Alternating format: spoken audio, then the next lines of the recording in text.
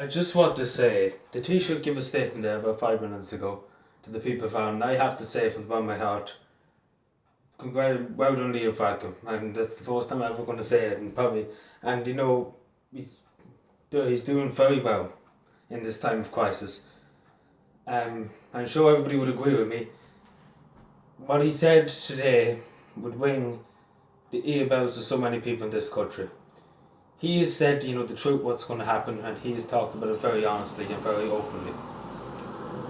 And at the moment in time, when I ask people as, as a community person, as a person who works in the local authority, I ask people, to listen to what he had to say, to rally and to listen that it is only the calm before the storm. Ireland will need to prepare. He said at the end of his speech, and I'm going to just say this to people, we will have to pick ourselves up after all this is over. It will hurt our economy devastatingly, but people's lives and saving people's lives are more important. And I'm thankful for that, and I can't say how proud I am of the government at the moment in time for saying they're going to use whatever money is in the state and put it towards saving people's lives. And I can't tell you, and I can truly say that as a person. I can't say how proud I am of the government at the moment in time. For all they done beforehand, of the coronavirus and everything, I can't say, and you can see I'm being emotional.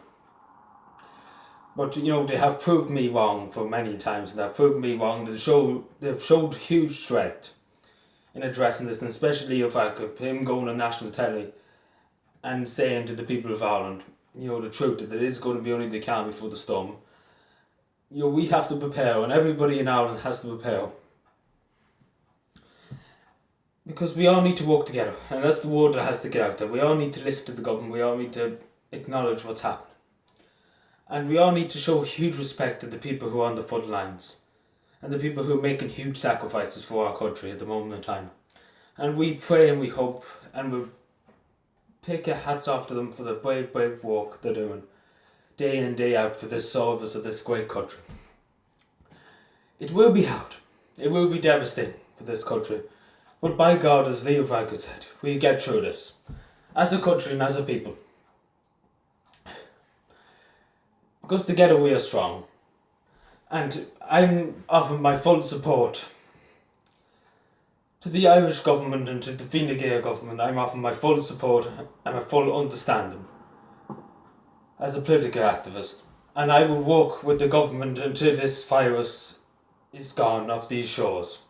And I pledge my life to the cause of defending this republic from this virus. And I'm sure many people will too. And I'm saying to people, we need to be strength. We need to show strength in numbers. And today, the Taoiseach has done an absolutely brilliant job of addressing the people of Ireland. There will be home help for people who are sick and elderly, and I thank the Taoiseach for that. It will cost a lot to put it in place. But by God, the people who are special in this country, the people, the most brilliant people in the country, the elderly people, the people who with special needs, the people who need help, they have to come first. And he couldn't have said it any better myself. Honest to God, the speech that he made today, I could never say that in a million years. And people might say I'm giving him huge praise, but on the contrary, and I really do mean this, and I never spoke of Leo Varadkar so nicely and so honestly from the bottom of my heart. I was in tears listening to his speech. I was in tears. I was in tears of fear, in tears of joy, that the government stood up and said, they're willing to put people's lives before the economy, before their paychecks, before anybody. And that's what they're willing to do. And we should all learn from what the Taoiseach said today. It will be a great time of national struggle.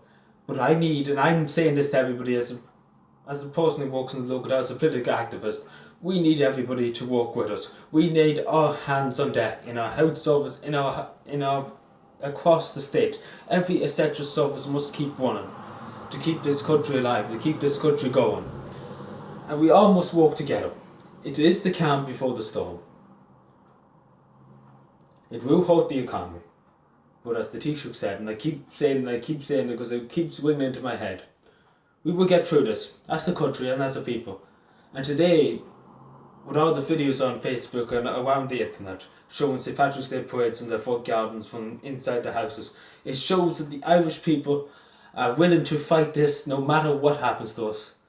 And I can't say, and I've said it over and over again, you can see how emotional I am.